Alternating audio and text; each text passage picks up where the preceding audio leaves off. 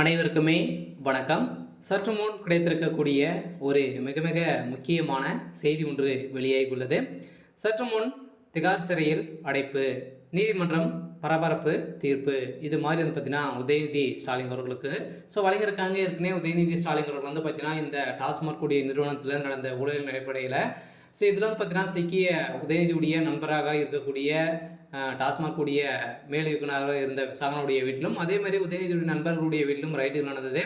அதேமாதிரி தொழிலதிபர்களுடைய வீட்டில் நடந்த ரைடின் அடிப்படையில் இதில் கிடைக்கப்பெற்ற ஆதாரத்தின் அடிப்படையில் தான் இப்போ உதயநிதி ஸ்டாலின் வந்து பார்த்தீங்கன்னா திகார் சிறையில் அடைக்கப்பட போகிறதாக தகவல் வெளியாகி இருந்த நிலையில் நேற்று வந்து பார்த்தீங்கன்னா திகார் சிறையில் வந்து அடைக்கப்பட்டார். இந்த நிலையில் தான் நீதிமன்றம் வந்து பார்த்தீங்கன்னா ஒரு பரபரப்பான தீர்ப்பு வந்து வழங்கியிருக்காங்க. உதயநிதி ஸ்டாலின் அவர்கள் வந்து செய்தது ஒரு மிகப்பெரிய ஊழல் செய்யக்கூடிய பணங்கள் அனைத்துமே வந்து பார்த்தீங்கன்னா பினாமியாக இருக்கக்கூடிய இந்த 3 நண்பர்கள் தான் பார்த்தீங்கன்னா இவங்க வந்து சிக்கியிருக்கு அப்படின்ற மாதிரி இப்போ தகுந்த ஆதாரத்தோடு வந்து சிக்கியிருக்கு. இந்த நிலையில் தான் உதயநிதி ஸ்டாலின் வந்து திகார் சிறைக்கு அடைக்கப்பட்டதாக ஒரு பரபரப்பான ஒரு செய்தியும் தீர்ப்பும் வந்து வழங்கியிருக்காங்க.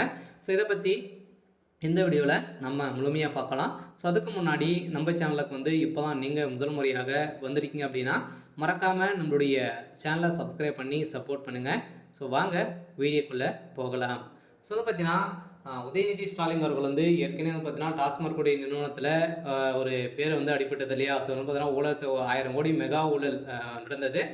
இது வந்து கணக்கில் வராத பணம் மட்டுமே 40,000 கோடிக்கு மேலே நடந்திருக்கு அப்படின்ட்டு ஒரு பேசும் பொருளாக வந்து பார்த்தீங்கன்னா பேச்சுவார்த்தை வந்திருந்தாலுமே இது வந்து பார்த்தீங்கன்னா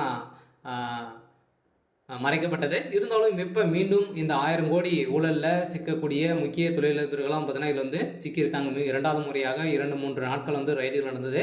இந்த ரைடின் அடிப்படையில் தான் திமுகவுடைய பினாமியாக இருந்த உதயநிதியுடைய பினாமியாக இருந்த இந்த மூவரும் பார்த்தீங்கன்னா வாசமாக சிக்கி இப்போ அவங்களுக்கு கொடுத்த வாக்குமூலத்தின் அடிப்படையில் இப்போ உதயநிதி ஸ்டாலினுடைய கதை ஒட்டுமொத்தமாக முடிய போது திமுகவுக்கும் ஒரு மிகப்பெரிய கேள்விக்குறியாக மாறிடுச்சு. அவர் இந்த சட்டமன்ற தேர்தல் வருது, இதுக்காக எக்கச்சக்கமான பணங்களை பார்த்தீங்கன்னா கொள்ளடிக்கக்கூடிய விதத்தில் தான் இப்போ திமுகவுடைய தலைமைக்கு வந்து இறங்கியிருக்காங்க. இதை தொடர்ந்து தான் பார்த்தீங்கன்னா இந்த செய்தி டெல்லிக்கு வந்து செல்ல இப்போ வந்து பார்த்தீங்கன்னா அதிரடியாக மீண்டும் ரைடுகள் வந்து நடக்க போகுது அப்படின்ற மாதிரி தகவல் வெளியாகி இருக்குது. முதல்வர் ஸ்டாலினுடைய வீட்டில் மூட்டையாக பணங்கள் சிக்கியதாகவும் தகவல் வந்து வெளியாகி வருது. அமலாக்கத்துறையை பொறுத்தளவுக்கு இப்போ வந்து பார்த்தீங்கன்னா ரைடுக்கு மேலே ரைடு வந்து திமுகவை ஒட்டுமொத்த அனைவருமே வந்து பார்த்தீங்கன்னா அவங்களுடைய வீடுகளில் ரைடுகள் வந்து நடந்துட்டு வருது. இந்த நிலையில் உதயநிதியுடைய வீட்டிலும் டார்கெட் பண்ணியிருக்காங்க. எப்போ நடக்கும் அப்படின்றத தெரியல. இருந்தாலும் இன்றைக்கி நாளைக்கு அப்படின்ற மாதிரி வந்து தகவல் வெளியாக இருக்குது. கட்டாயம் உதயநிதியுடைய வீட்டில் ரைடுகள் நடந்தது அப்படின்னா எக்கச்சக்கமான பணங்கள் சிக்கக்கூடிய ஒரு பெரிய பினாமி வீடாக தான் இருக்க போகுது. இருந்தாலும் என்ன நடக்க போகுது அப்படின்றத வெயிட் பண்ணி பார்க்கலாம்.